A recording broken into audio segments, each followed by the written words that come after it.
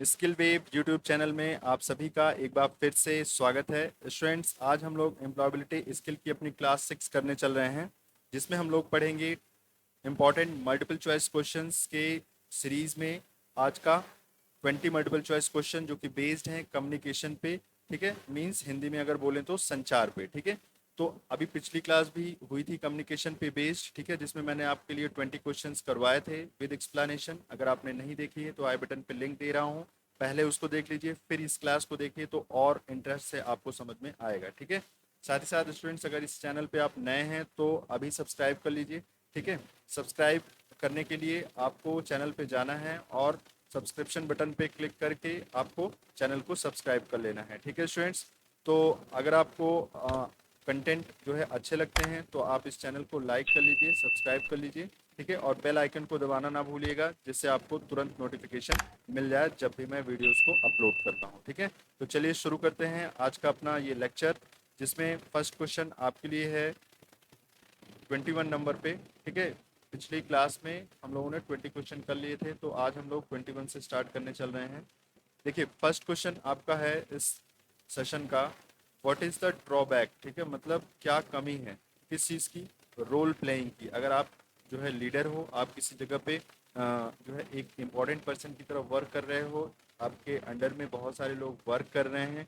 ठीक है स्टूडेंट्स, तो आपको किस तरीके का रोल प्ले करना है, आपको किस तरीके से रहना है वहाँ पे, क्या आपकी रिस्पॉन्सिबिलिटीज़ हैं, क्या ड्यूटीज़ हैं, उस बेस पे ये क्वेश्चन है। तो कह रहे हैं ड्रॉबैक क्या है। तो इसमें से 4 ऑप्शन हैं आपके लिए, जिसमें आपको बताना है कि ड्रॉबैक क्या है। ठीक है, तो फर्स्ट ऑप्शन अगर हम लोग रीड करें तो इसमें लिखा है बिल्ड कॉन्फिडेंस। ठीक है, कॉन्फिडेंस बिल्डअप करना। तो ये ड्रॉबैक कैसे होगा अगर आप किसी का कॉन्फिडेंस बिल्डअप करते हैं या अपने लिए कॉन्फिडेंस बिल्डअप करते हैं। दूसरी चीज़ है डेवलप्स लिसनिंग स्किल। ठीक है, सुनने की आदत डालना।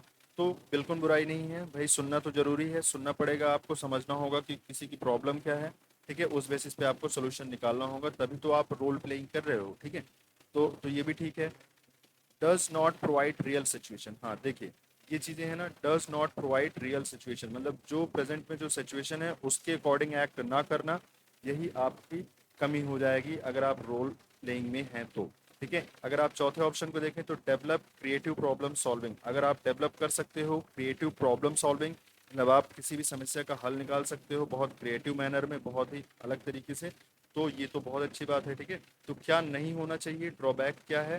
ड्रॉबैक है does not provide real situation, real situation को प्रोवाइड नहीं करती है। ठीक है, तो इस तरीके से आपका जो ड्रॉबैक है वो आपका हो गया सी। ठीक है, C answer is the correct. चलो अगला क्वेश्चन देखते हैं। देखिए, ये क्वेश्चन बहुत इंपॉर्टेंट है, ये आपके एग्जाम में आया हुआ है, पिछले पेपर्स को आप रीड करिए, उसमें समझ जाएंगे। आपको अभी मैं इसके बाद पेपर सॉल्व करवाऊंगा, पिछला जो सीबीटी एग्जाम हुआ है, आपको खुद पता चलेगा कि ये क्वेश्चंस आए हैं या नहीं आए हैं। ठीक है, तो आपको इनको तो कम से कम तैयार करके जाना ही है, अगर आपने अभी तक कुछ भी ढंग से पढ़ा नहीं है तो। इन 200 क्वेश्चंस को अगर आप तैयार करके जाएंगे स्टूडेंट्स, तो डेफिनेटली आप अपने काम के लिए, ठीक है, अपने अच्छे मार्क्स पाने के लिए जो है इसको कर ले जाएंगे और मिल जाएंगे आपको क्वेश्चन उसमें। ठीक है, चलिए तो अगला क्वेश्चन देखते हैं। What should come next after selecting the solution. मतलब ये है कि जैसे मान लो कोई प्रॉब्लम आ गई। ठीक है, कोई प्रॉब्लम आ गई, उसका आपने सोल्यूशन निकाल लिया। ठीक है, सोल्यूशन आपने निकाल लिया, सेलेक्ट कर लिया कि हाँ इसका सोल्यूशन, मतलब इस प्रॉब्लम का सोल्यूशन, इस समस्या का जो हल है वो किस तरीके से निकलना है, उसको उसको आपने सेलेक्ट कर लिया, आपको पता चल गया। तो in the problem solving process, तो कह रहे हैं इसके बाद क्या आएगा। जैसे ठीक है, आपको पता चल गया, आप जान गए कि कैसे सेलेक्ट, मतलब किस मेथड से सॉल्व करना है, सेलेक्टिंग द प्रॉब्लम, मतलब सॉरी सॉल्यूशन, आपको सॉल्यूशन पता चल गया किसी प्रॉब्लम का। तो इसके बाद आप क्या करोगे, तो इन चारों को पढ़ो, उसके बाद बताओ कि आप क्या करोगे। लुक फॉर अल्टरनेटिव, भाई जब समस्या का प्रॉब्लम सॉल्यूशन पता चल गया तो अल्टरनेटिव क्यों ढूंढोगे, आप दूसरा ऑप्शन क्यों खोजोगे, है ना, नहीं खोजेंगे, ये गलत है। रूट कॉज एनालिसिस, किस वजह से हुआ, इस बात को खोजना है, नहीं। अभी ये भी नहीं खोजना है भाई, जब आपको सोल्यूशन मिल गया, आपने सेलेक्ट कर लिया कि इसका क्या सोल्यूशन है, तो आप रूट कॉज एनालिसिस, आप क्यों उसके जड़ तक जाओगे कि क्या हुआ था। ठीक है, ये तो पहले का प्रोसेस है, आपको पहले पता होना चाहिए। ठीक है, तो तीसरा है आइडेंटिफाई द प्रॉब्लम, प्रॉब्लम को आइडेंटिफाई करना। ठीक है, तो प्रॉब्लम आइडेंटिफाई हो चुकी है, तभी तो आपको ये सोल्यूशन पता चल गया, तभी तो आपने सोल्यूशन सेलेक्ट किया, तभी तो आपको हल पता चला कि हाँ इसका हल ये है। चौथा ऑप्शन अगर देखा जाए तो ये बिल्कुल करेक्ट है, इसमें बोला गया है इम्प्लीमेंट द सोल्यूशन। भाई अगर आपको सोल्यूशन पता चल गया तो अब आप क्या करोगे, आप करोगे इम्प्लीमेंट। ठीक है, आप क्या करोगे, इम्प्लीमेंट करोगे, मतलब आप उसको जो है काम में लाओगे उस सोल्यूशन को। ठीक है, तो आप क्या करोगे, इम्प्लीमेंट करोगे। ठीक है स्टूडेंट्स, तो नेक्स्ट क्या होगा, जैसे जो प्रॉब्लम आई है उसके लिए आपने सोल्यूशन सेलेक्ट किया, उसके बाद क्या करोगे, आप इम्प्लीमेंट करोगे उस सोल्यूशन का। ठीक है, जिससे वो चीज़ें सही हो जाएं वापस। ठीक है, इस तरीके से जैसे मान लो किसी मशीनरी में कोई फॉल्ट आया, प्रॉब्लम आई, आपको सोल्यूशन सेलेक्ट करना है कि हाँ किस तरीके से इसको सॉल्व करना है। फिर उसके बाद आप क्या करोगे, उसको आप इम्प्लीमेंट करोगे उस सोल्यूशन को अप्लाई करोगे। इम्प्लीमेंट का मतलब हुआ अप्लाई करना। ठीक है, आप अप्लाई करोगे मशीन पे और मशीन को ठीक करोगे। ठीक है, ये है इसका जो है कहने का मतलब। ठीक है, चलो आओ। तो 23 क्वेश्चन में है कि which factor helps to motivate people. ठीक है, अब भाई लोगों को मोटिवेट करने के लिए, लोगों को प्रेरणा देने के लिए, ठीक है, प्रेरणा देने के लिए, देने मतलब किस तरीके के लोगों को, मतलब लोगों को प्रेरणा देने से क्या चीज़ें कम होती हैं। ठीक है, मतलब किस तरीके के लोगों को ये प्रेरणा देना लाभदायक होगा। इसमें ये बोला गया विच फैक्टर, इन चारों में से क्या, किस तरीके के इंसान को अगर मतलब क्या दो आप प्रेरणा दे दो तो हेल्पफुल होगा। तो आप जरा देखो, लैक ऑफ फोकस, जिसका फोकस हटा हो उसको प्रेरणा दोगे, नहीं ये तो उतना मतलब वो है नहीं। मोटिवेट उनको करोगे जो बेचारे नर्वस हैं, जो परेशान हैं, जिनको पता नहीं है कि किस तरीके से क्या करना है। ठीक है, वो घबरा चुके हैं। ठीक है, उनको करोगे। तो lack of confidence, confidence lack होने से आप उनको मोटिवेट नहीं करोगे। कॉन्फिडेंस तो फिर से हाई हो जाएगा जैसे ही एक पॉजिटिव सिचुएशन आएगी, ऑटोमेटिकली कॉन्फिडेंस हाई हो जाएगा। जैसे ही आप लगातार देखो, कॉन्फिडेंस हाई करने के लिए आपको मोटिवेट होने की ज़रूरत नहीं है, आपको प्रैक्टिस करने की ज़रूरत है। ठीक है स्टूडेंट, आपको प्रैक्टिस करना होगा। More and more practice make you perfect. ठीक है, मेक यू कॉन्फिडेंट। ठीक है, तो आपको क्या करना है, आपको प्रैक्टिस करनी है। ठीक है, कॉन्टिन्यूस प्रैक्टिस जब आप इस चीज़ की करोगे तो आप कॉन्फिडेंट हो जाओगे उस काम को करने में। अगली बात अगर देखा जाए इसमें, तो लैक का मतलब होता है कमी। ठीक है, लैक ऑफ डायरेक्शन, डायरेक्शन की कमी होना, तो नहीं, बिल्कुल नहीं। तो किसमें हेल्प करेगा, सबसे इंपॉर्टेंट बात ये निकल के आती है, लैक ऑफ नर्वसनेस।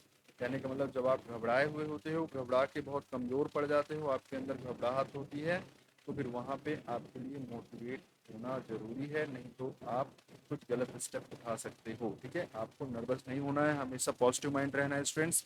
ठीक है, अप एंड डाउन्स तो लाइफ में लगे रहते हैं, लेकिन आपको हमेशा पॉजिटिव साइड सोचना है जिससे आप आगे बढ़ सको। ठीक है, आपको नेगेटिव नहीं होना है जिसकी वजह से आप नर्वसनेस का शिकार होते हो। ठीक है, जिसकी वजह से आप उदास हो जाते हो, वो चीज़ें आपको नहीं करना है। ठीक है स्टूडेंट्स, तो यही इस क्वेश्चन का मोटिव था। और आपका जो आंसर है वो क्या है, आंसर नंबर डी। ठीक है, तो ये आपके एग्जाम में पिछली बार शायद आया भी था।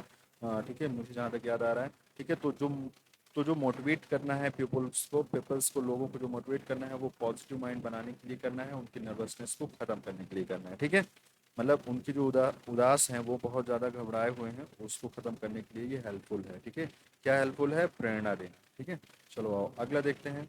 इनका कहना है which one is three piece का मतलब हुआ PPP। ठीक है, ट्रिपल पी की बात कर रहे हैं, ऑफ पब्लिक स्पीकिंग। जब पब्लिक स्पीकिंग की जाती है तो 3 P का कुछ अलग अलग मीनिंग है। ठीक है, पब्लिक स्पीकिंग क्या है, मतलब आप जब लोगों के बीच में बोलते हो, जैसे बहुत सारे लोग हैं और आप अकेले एक लीडर की तरह बोल रहे हो। ठीक है, तो आपको क्या जरूरी है, पहले वो समझ लो। तो पब्लिक स्पीकिंग से पहले आपको 3P जो एक तरीके का जो मतलब मेथड है बोलने का, जो कम्युनिकेशन करने का जो तरीका है, उसमें आपको सबसे पहले क्या करना है, प्रिपेयर करना है स्टूडेंट्स। सबसे पहले आपको प्रिपेयर करना है। ठीक है, फिर उसकी प्रैक्टिस करनी है। भाई जैसे आप कुछ बोलना चाहते हो तो पहले आप उस चीज़ को प्रिपेयर करोगे, फिर उसकी 2-3 बार प्रैक्टिस कर लोगे और फिर उसके बाद स्टेज पे आप परफॉर्म करोगे। तो यही एक प्रोसेस होना चाहिए जब आप पब्लिक स्पीकिंग करते हो तो। ठीक है, क्या करोगे, पहले जो चीज़ें आपको बोलना है उसको प्रिपेयर करो। ठीक है, प्रिपेयर करो उसको, फिर उसके बाद उसकी प्रैक्टिस करो, कई बार उसको बोलो। ठीक है, तो आपको पता चलेगा कि क्या चीज़ें सही निकल रही, क्या चीज़ें गलत, फिर लास्ट में आपको परफॉर्म करना है। ठीक है स्टूडेंट्स, तो ये चीज़ें हैं, कोई भी इवेंट में जब आप पार्टिसिपेट करते हो तो आप यही करते हो। ठीक है, पहले आप प्रिपेयर करते हो अपनी चीज़ों को जो आपको बोलना है, फिर उसकी प्रैक्टिस करते हो, फिर परफॉर्म करते हो। ठीक है, तो आपका ये मेथड होना चाहिए। तो जो ट्रिपल पी का मतलब ही यही है, प्रिपेयर, ठीक है, प्रैक्टिस, परफॉर्म। ठीक है, ट्रिपल पी। चलो आगे देखते हैं। इसमें लिखा है which one is a do's, मतलब क्या करना चाहिए फॉर इंटरव्यू इक्विटीज, है ना, इक्विटीज, इंटरव्यू इक्विटीज मतलब जब आप इंटरव्यू देने के लिए जाते हो तो क्या होना आपके अंदर, किस तरीके की फीलिंग, किस तरीके की हैबिट होनी चाहिए, वो चीज़ें हैं। ठीक है, क्या शिष्टाचार, मतलब शिष्टाचार होता है ना। ठीक है, इंटरव्यू के लिए क्या शिष्टाचार होना चाहिए। जैसे पहला, नर्वसनेस, घबराए हुए हो, नहीं ये तो बिल्कुल गलत है। घबराओगे तो फिर कैसे इंटरव्यू दे पाओगे, बोलोगे कैसे। ठीक है, अगर आप घबराए हुए होते तो आपको बोलने में दिक्कत होगी। ठीक है, हिचकिचाओगे। बी ऑप्शन को अगर देखा जाए तो इनफॉर्मल ड्रेस, भाई इनफॉर्मल ड्रेस तो बिल्कुल पहनना ही नहीं है कि आप जीन्स टी शर्ट पहन के चले गए इंटरव्यू देने, आपको फॉर्मल ड्रेस पहनना है। ठीक है, बढ़िया बकायदे टी फॉर टाइट होके जाना है। ठीक है, ये नहीं कि इनफॉर्मल ड्रेस। इनफॉर्मल ड्रेसेस क्या होती हैं, जैसे मान लो आपने जो कैजुअल होती है, जैसे मान लो आप घर घर में भी पहनते हो उसको, जीन्स टी शर्ट है ना, और ऊंचे हील वाले सैंडल्स, जीन्स है ना, ये सब चीज़ें आपको नहीं पहननी है। वहाँ पे फॉर्मल ड्रेस पहनना है आपको, शर्ट पैंट टाई बेल्ट इस तरीके से। ठीक है, तो वो आपके फॉर्मल ड्रेस होते हैं। तो इनफॉर्मल ड्रेस नहीं पहनने हैं आपको जब भी आप इंटरव्यू देने जाते हो। ठीक है, चलो तीसरा ऑप्शन को देखा जाए, काम अप्रोच। काम अप्रोच का मतलब होता है शांत, काम का मतलब होता है शांत। ठीक है, अप्रोच का मतलब होता है तौर तरीका। ठीक है, अप्रोच मतलब किस तरीके का आपका जो है तौर तरीका होना चाहिए, तो वो आपका शांत होना चाहिए, शांत तौर तरीका होना चाहिए। ऐसा नहीं कि आप बहुत भड़कीले टाइप से जाओ, आप बहुत भड़कीले वर्ड्स का यूज़ करो, आप चिल्लाते हुए बोलो, वो नहीं। आपको एक शांत मिजाज होना चाहिए आपका। ठीक है, तो आपके लिए ये आंसर बिल्कुल सही हो जाता है। ठीक है, चलो डी भी देख लेते हैं। ठीक है, एक्सेसिव गेस्चर मतलब बहुत ज़्यादा आप हंस रहे हो, गेस्चर में समझ रहे हो ना, अपने बॉडी लैंग्वेज का बहुत ज़्यादा यूज़ कर रहे हो, मीन्स बात बात पे हंस दे रहे हो, हा हा हा करके, या फिर आप बहुत ज़्यादा नर्वस हो जा रहे हो, किसी भी बात के लिए आप ताली बजाने लगे पता चला, तो ये चीज़ें आपको इंटरव्यू में नहीं करना है। ठीक है, तो आपका शांत स्वभाव होना चाहिए और अप्रोप्रिएट रिप्लाई होना चाहिए। जो चीज़ें आपसे क्वेश्चन क्वेरी करता है इंटरव्यूअर, वही चीज़ें आपको रिप्लाई करना है। अननेसेसरी आपको एक्स्ट्रा नहीं बताना है, ना तो आपको कम बताना है। ठीक है, और वेल मैनर में बताना है। ठीक है, ना तो आपको बहुत एक्साइटेड वे में बताना है, ना तो आपको नर्वस वे में बताना है, ना तो आपको इनफॉर्मल ड्रेस पहन के जाना है। ठीक है, समझ पा रहे हो। तो ये चीज़ें हैं आपके लिए इंटरव्यू पॉइंट्स। ठीक है, चलिए 26 देखा जाए, विच one is A do not, मतलब जो नहीं करना है आपको। कहाँ पे, इंटरव्यू इक्विटीज, जो इंटरव्यू देने का शिष्टाचार नहीं है उसमें से ये क्या है। बी कॉन्फिडेंट, मतलब ये कह रहे हैं कॉन्फिडेंट होना। ठीक है, तो ये तो ठीक बात है, चलो अच्छी बात है, ये तो होना ही चाहिए। ठीक है, ड्रेस अप्रोप्रिएट, मतलब अच्छे तरीके से पहनावा होना चाहिए। ठीक है, प्रॉपर आई कांटेक्ट, बिल्कुल आई कांटेक्ट होना चाहिए। ठीक है स्टूडेंट्स, आई कांटेक्ट जरूरी है, ये होना चाहिए। ठीक है, तो क्या नहीं करना है फिर आपको, आपको ये नहीं करना है, lie about your abilities to get job, मतलब जॉब पाने के चक्कर में आप झूठ नहीं बोलोगे। ठीक है, आप झूठ नहीं बोलोगे, है ना। लाई अबाउट योर एबिलिटीज, अपनी जो आपकी जो मतलब जो एबिलिटी है, जो आपके अंदर जो गुण है, ठीक है, उसके बारे में आप झूठ नहीं बोलोगे। जो आपकी आदत है, जो आपका गुण है, वही आप बताओगे। ऐसा नहीं कि आप जॉब पाने के चक्कर में आप गलत सलत अपनी एबिलिटी बता दो, हाँ मैं ये कर लेता हूँ, मैं वो कर लेता हूँ, मैं ये भी कर लेता हूँ, मैं वो भी कर लेता हूँ, ऐसे नहीं करना, क्योंकि बाद में आप फंस जाओगे फिर। ठीक है, इंटरव्यूअर आपको कहीं ना कहीं फंसा लेगा, तो आपको झूठ नहीं बोलना है। तो ये गलत चीज़ है, तो इसीलिए आपका आंसर कौन सा हो गया, answer number D is the correct one. ठीक है, चलो और देखते हैं 27 नंबर। 27 में बोला गया है आपसे, विच one is A barrier of speaking. ठीक है, मतलब आप बोल रहे हो, आप बोलना चाहते हो कहीं पे, तो वहां पे कौन अवरोध करता है, इन चारों ऑप्शंस में से कौन अवरोधक है। ठीक है, अवरोधक कौन है इसमें। ठीक है, जब आप बोलते हो, जब आप बोलना चाहते हो, ठीक है, जब आप बोलते हो तो कौन अवरोधक है, इसमें लिखा है विच वन, इन चारों में से कौन अवरोधक है जब आप बोलना चाहते हो, जब आप किसी से बोलते हो। तो पहला नंबर देखते हैं, पुअर लिसनिंग, बोलने के लिए लिसनिंग की कोई मीनिंग नहीं है, तो इस चीज़ के बारे में भी हम लोग कोई बात ही नहीं कर रहे हैं। लैक ऑफ टाइम, टाइम की कमी हो, तो टाइम की कमी और बोलने का भी अभी रिलेशन नहीं है फिलहाल। इनका कहना है कि अवरोधक कौन है, क्या समय की कमी अवरोधक है बोलने के लिए, नहीं ऐसा नहीं है। आप बोल सकते हो, समय की कमी रहती है, जल्दी जल्दी बोल सकते हो। ठीक है, लेकिन आप अगर नर्वस हो स्टूडेंट्स, आप नर्वस हो मतलब आप घबराए हुए हो। ठीक है, आप घबराए हुए हो, आप घबराए हुए हो, तो स्टूडेंट्स पक्का फिर तो आप नहीं बोल पाओगे, आप हिचकिचाओगे, आप बोलने से डरोगे। ठीक है, तो ये सी आंसर बिल्कुल आपका सही हो गया। चलो चौथा भी देख लेते हैं। ठीक है, रिलेक्टेंट टू रीड, है ना, नहीं रिलेक्टेंट टू रीड का कोई मीनिंग नहीं है। ठीक है, मतलब आप किसी को समझ के बोलो, है ना, उसी अकॉर्डिंग रीड करके बोलो, तो नहीं, अलग अलग नहीं, जो आपकी खुद की अपने करेक्टर है उस बेसिस पे आपको बोलना है। फिलहाल यहाँ आंसर नंबर सी सही है। मैं एक बार फिर से समझा देता हूँ, इनका कहना है कि बोलने में कौन अवरोधक है। तो अवरोधक तो आपकी घबराहट है ना। अगर आप घबराते रहोगे तो स्टूडेंट्स आप बोल क्या पाओगे, ठीक है ना। इंटरव्यू देने जा रहे हो, अगर आप घबरा रहे हो स्टूडेंट्स तो आप कैसे बोल पाओगे, ठीक है। समझ पा रहे हो, ये मीनिंग है इसकी। तो इस तरीके से आपको समझना है, ठीक है। चलो आओ अगला देखते हैं। अगला क्वेश्चन है आपका 28, कह रहा है विच वन इज डूज। क्या करना है आपको इंटरव्यू में, ठीक है। जब आप इंटरव्यू देने जाते हो तो क्या करना है, which one is a do's. Do's का मतलब होता है मतलब क्या करना चाहिए, करना। करना वर्ड के लिए डूज बोला गया है। करना इन इंटरव्यू में आपको क्या करना चाहिए। तो ड्रेस टू कैजुअली, नहीं बिल्कुल नहीं, कैजुअली तो ड्रेस होना ही नहीं चाहिए, फॉर्मल ड्रेस होना चाहिए। Lie about abilities to get job, ये भी नहीं करना होता है आपको। तो करना क्या होता है वो देखते हैं। बी कॉन्फिडेंट, हाँ ठीक है। टू एक्सेसिव इन गेस्चर, मतलब आप फालतू में बात बात में हंस रहे हो, ये भी गलत है। लेकिन क्या होना चाहिए आपको, कॉन्फिडेंट होना चाहिए। आप कॉन्फिडेंट रहोगे तो आपका जो नर्वसनेस है वो क्या हो जाएगा, कम हो जाएगा। कॉन्फिडेंट रहोगे तो आप अपनी बात को अच्छे से किसी को समझा पाओगे, बता पाओगे, आप अच्छे से रिप्लाई कर पाओगे, ठीक है। तो इसका मतलब क्या डूज में आएगा, डूज में मतलब क्या आपको क्या रहना चाहिए आपको, हमेशा कॉन्फिडेंट रहना होगा, ठीक है। कॉन्फिडेंट रहना होगा। ओवर कॉन्फिडेंट अलग चीज़ हो गई स्ट्रेंथ, कॉन्फिडेंट रहना होगा, ठीक है। ओवर कॉन्फिडेंट में फिर आप गलत भी बोल सकते हो, आपको लगेगा आप सही कह रहे हो लेकिन दूसरा आपकी बातों को गलत समझ लेगा। अब गलत समझ क्या लेगा, गलत ही आप बोलोगे ही, लेकिन आप ओवर कॉन्फिडेंट हो इस वजह से आपको सही लगता है, ठीक है। चलो, विच one is a good communication. अच्छा संचार क्या है, गुड कम्युनिकेशन किसको कहते हैं हम लोग, जब बोलने वाला, समझना बात ध्यान से, कह रहे हैं कि अच्छा संचार किसे बोलेंगे हम लोग, ठीक है। तो जब जैसे मान लो, चलो ऑप्शन पढ़ते हैं तभी बताते हैं। ऑप्शन नंबर ए है message is clear and direct. चलो ये तो अच्छी बात है, चलो एक ये ऑप्शन हो सकता है। दूसरा देख लेते हैं, ठीक है, ये हो सकता है answer. Message is ambitious. Ambitious का मतलब होता है कि स्पष्ट ना होना, ठीक है। स्पष्ट ना होना, स्पष्ट ना होना, ठीक है। मतलब कई भाषाओं में जिसको कहते हैं ना इधर उधर बोलना, ऊट पटांग तरीके से बोलना, मतलब स्पष्ट क्लियर मैसेज ना बोलना। तो ये क्या आप करोगे, ये गुड कम्युनिकेशन की निशानी है, नहीं, ये तो गलत है, ठीक है। तो ये गलत है। सेंडर अटैक्स रिसीवर, मतलब जो सेंडर है मतलब जो बोल रहा है वो अटैक कर दे रिसीवर पे, जो सुनने वाले पे अटैक कर दे, नहीं, ये तो बिल्कुल गलत है, ऐसा क्यों करोगे भाई। Receiver does not listen the sender, बोलने वाले को रिसीवर सुन ही नहीं रहा है, तो ये भी गलत है। तो जो गुड कम्युनिकेशन है स्टूडेंट, जो बोलचाल की सही भाषा है उसमें क्या होना चाहिए, मैसेज इज क्लियर, मतलब जो भी आप बोल रहे हो वो क्लियर होना चाहिए और डायरेक्ट होना चाहिए। मतलब आप डायरेक्ट बोल रहे हो, घुमा फिरा के नहीं बोल रहे हो, आप सही बात को सही तरीके से बता रहे हो, ठीक है। तो option number A is correct answer, ठीक है, याद रखना। आंसर नंबर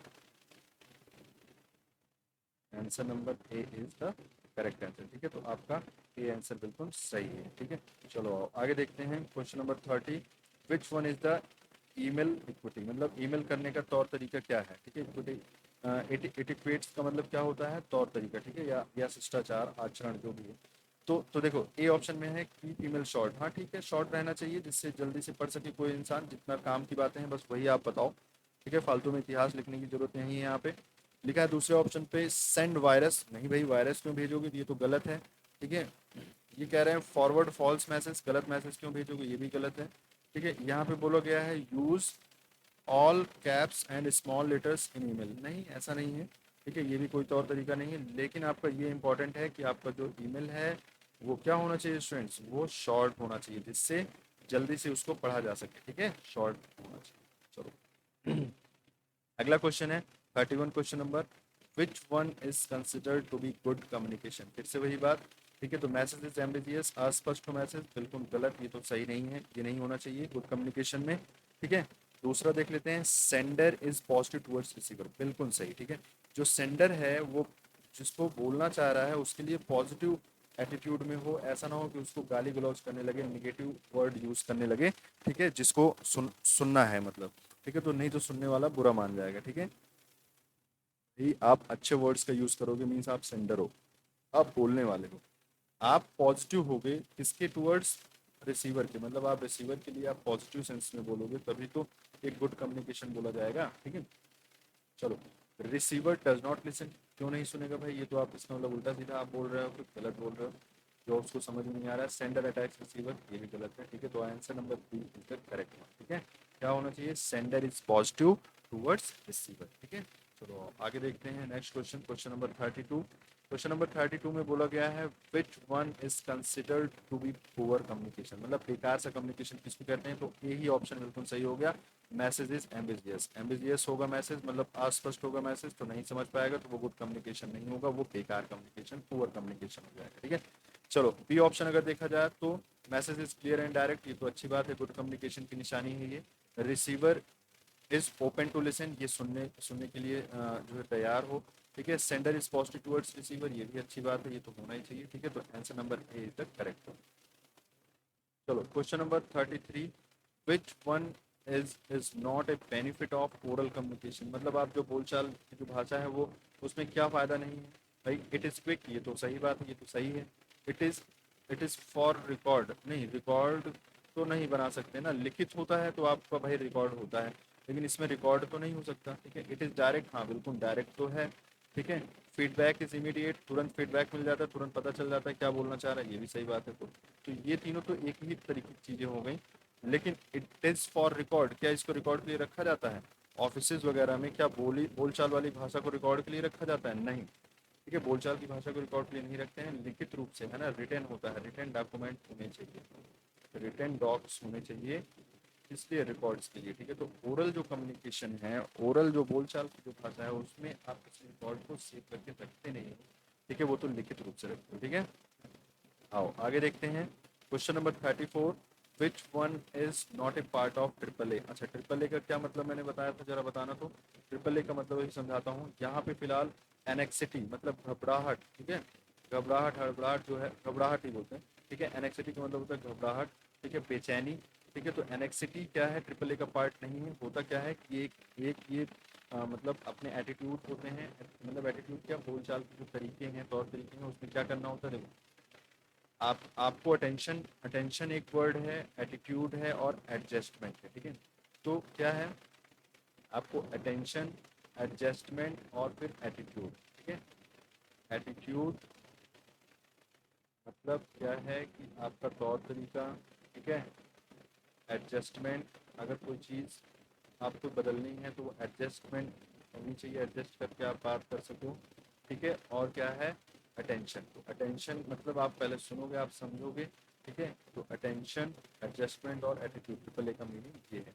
इनका कहना है कि इसमें से चारों ऑप्शन में से ट्रिपल ए का फुल फॉर्म मतलब में नहीं है ये वर्ड। कौन, एनेक्सिटी नहीं है। ठीक है, तो A option is the correct. Anxiety means घबराहट होता है। ठीक है, तो उसका कोई ट्रिपल ए में वर्ड में कोई भी मीनिंग नहीं।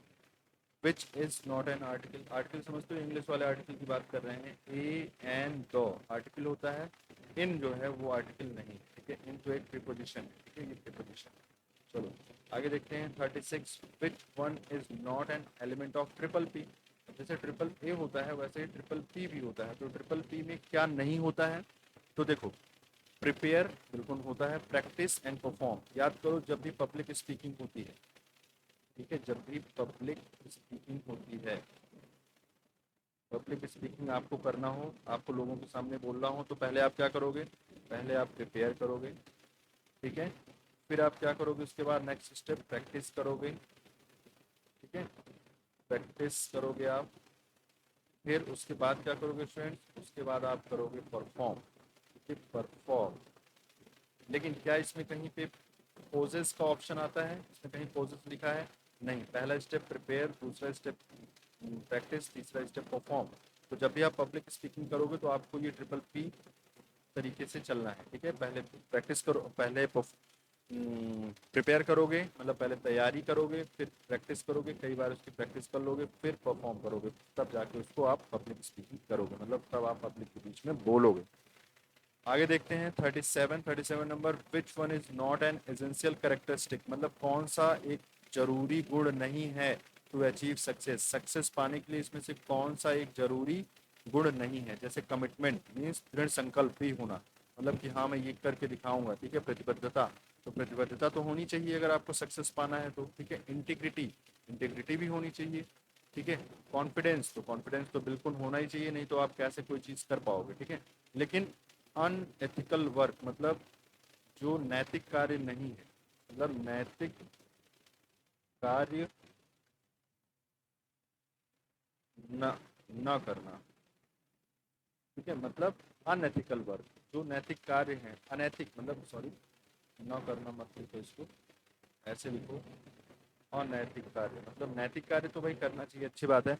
अनैतिक कार्य मतलब कुछ उल्टे सीधे काम करके भी तुम सक्सेस लेना चाहते हो, ये तो गलत चीज है। मतलब टू अचीव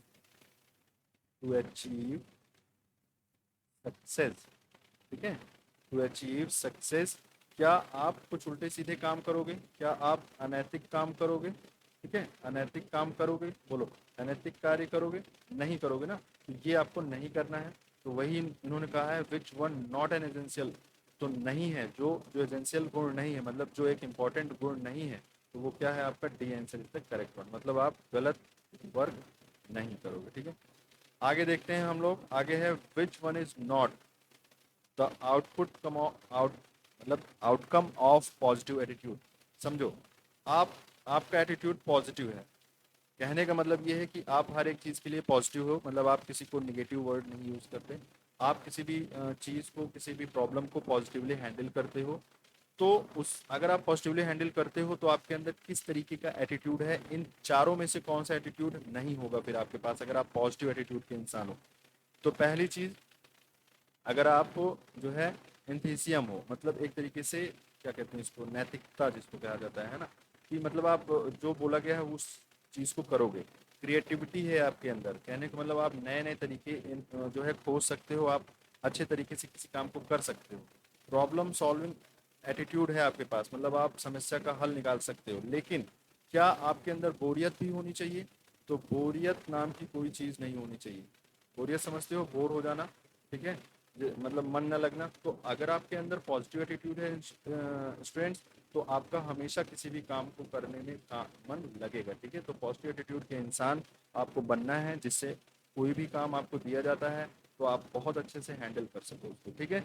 चलो, तो ये क्वेश्चन है, एक लास्ट क्वेश्चन है आपके लिए स्टूडेंट्स, लास्ट क्वेश्चन है which one is the latest and effective means of modern communication. तो मॉडर्न कम्युनिकेशन में इस समय कौन, मतलब इन चारों ऑप्शंस में कौन बहुत इफेक्टिव रोल अदा कर रहा है, कौन बहुत ज़्यादा यूज़ हो रहा है। तो फैक्स यूज़ हो रहा है क्या, नहीं, फैक्स पहले यूज़ होते थे। पोस्टल मेल्स, मतलब जो डाकिया जो मेल लेके आता था, वो भी धीरे धीरे कम हो रहा है, ठीक है। मैसेज थ्रू टीवी, टीवी के थ्रू मैसेज आते हैं, नहीं, बिल्कुल गलत। इलेक्ट्रॉनिक मेल, कहने का मतलब आप ईमेल का ढंग से यूज़ करते हो हर जगह, चाहे आप फॉर्म भरो, चाहे आप रिज्यूम सेंड करो, चाहे आप किसी कंपनी से कांटेक्ट करो, चाहे आप कहीं पे भी जॉब अप्लाई करो, आपको ईमेल करना होता है, ठीक है students. Email is very very important. अगर आपको कहीं से कॉल भी आती है, इंटरव्यू कॉल, तो स्टूडेंट्स आपको मैसेज नहीं आता, आपको कॉल नहीं आती, इंटरव्यू कॉल का मतलब केवल ईमेल ही होता है मैक्सिमम प्लेसेस पे, ठीक है। हालांकि कॉल कर भी सकते हैं, ठीक है, मतलब मतलब मोबाइल टॉक भी कर सकते हैं हम लोग, कॉलिंग कर सकते हैं, but the important and official way of communication, modern communication is only email, ठीक है, जो कि आपके जॉब वगैरह के लिए काफ़ी इंपॉर्टेंट हो जाती है, ठीक है। तो आज के लिए ये सेशन एंड होता है स्टूडेंट्स, उम्मीद करता हूँ आपको समझ में आया होगा। ये पूरा का पूरा दोनों लेक्चर, मतलब ये लेक्चर और उसके जस्ट पहले वाला लेक्चर आपके लिए कम्युनिकेशन, एक बेस्ट कम्युनिकेशन, एक बेटर कम्युनिकेशन कैसे करना है, लोगों से किस तरीके से बातचीत करनी चाहिए, अपने सीनियर से कैसे बातचीत करनी चाहिए, अपने जूनियर से कैसे बातचीत करनी चाहिए, उसके बारे में मैंने आपको समझाया है, ठीक है। तो उम्मीद करता हूँ आपको पूरी बातें अच्छे से समझ में आई होंगी और आप अपने लाइफ में भी इस चीज़ को इम्प्लीमेंट करोगे, ठीक है। तो मुझे ये भरोसा है कि आप अपने लाइफ में इम्प्लीमेंट करोगे, मेरी कुछ बातों को आप समझोगे, पॉजिटिवली लोगे, ठीक है। यही सारी बातें आज हम लोग यहाँ पे कर भी रहे थे कि किसी भी चीज़ को आपको पॉजिटिवली थिंक करना है, अगर वो निगेटिव है तो उस चीज़ को स्किप कर दो, अगर आपके लाइफ के लिए, आपके फ्यूचर के लिए वो इम्पोर्टेंट है तो उसको पॉजिटिवली ऑफ हैंडल करो और पढ़ाई करो अच्छे से, ठीक है। तो चलिए मिलते हैं नेक्स्ट क्लास में, तब तक के लिए अपना ख्याल रखिए, बाय बाय।